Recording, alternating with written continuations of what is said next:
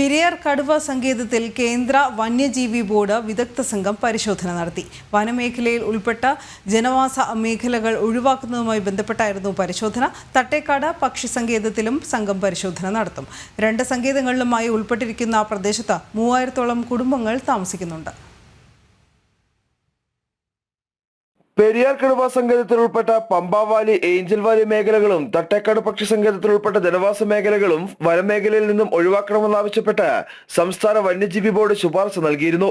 ഇത് പരിശോധിക്കാനാണ് ദേശീയ വന്യജീവി ബോർഡ് സ്റ്റാൻഡിംഗ് കമ്മിറ്റി അംഗം രമൺ സുകുമാരൻ, ദേശീയ വന്യജീവി വിഭാഗം ഇൻസ്പെക്ടർ ജനറൽ ആർ രഘുപ്രസാദ്, സംസ്ഥാന chief wild life warden Pramod G Krishnan, ദേശീയ കടുവ സംരക്ഷണ അതോറിറ്റി AIG ഹരിണി വേണുഗോപാൽ എന്നിവരെ നിയോഗിച്ചത്.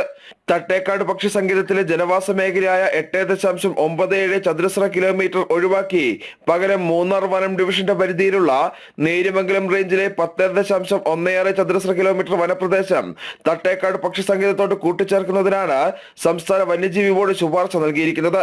പെരിയാർ കടുവ സങ്കേതത്തിൽ ഉൾപ്പെട്ട പമ്പാവാലി മേഖലയിലെ 5 ചതുരശ്ര കിലോമീറ്ററാണ് ഒഴിവാക്കേണ്ടത്. ഈ ഭൂമി കണ്ടെത്തുന്നതിനായി സംഘം പമ്പ, ഗൂട്രിക്കൽ എന്നീ റേഞ്ചുകളിൽപ്പെട്ട സ്ഥലങ്ങളും സന്ദർശിച്ചു. 2 സങ്കേതങ്ങളിലുമായി ഉൾപ്പെട്ടിരിക്കുന്ന പ്രദേശത്ത് 3000-ഓളം കുടുംബങ്ങൾ താമസിക്കുന്നുണ്ട്. പ്രദേശത്തെത്തിയ സംഘം ജനപ്രതിനിധികളുമായി ചർച്ച നടത്തി വിവരങ്ങൾ ശേഖരിച്ചു. പരിശോധനാ റിപ്പോർട്ട് അടുത്ത ദിവസം കേന്ദ്ര വന്യജീവി ബോർഡിന് കൈമാറും.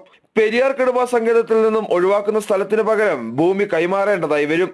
ജനവാസ മേഖല വനഭൂമിയിൽ നിന്നും ഒഴിവാക്കിയാൽ വർഷങ്ങളായി ആളുകൾ നേരിടുന്ന പ്രശ്നത്തിന് ശാശ്വത പരിഹാരമാവുകയാണ്. പെരിയാർ കടുവ സങ്കേതം ഈസ്റ്റ് വെസ്റ്റ് ഡെപ്യൂട്ടി ഡയറക്ടർമാരായ IS സുരേഷ് ബാബു, S സന്ദീപ് എന്നിവരും പരിശോധനകൾക്ക് നേതൃത്വം നൽകി. ജനം, ഇടുക്കി.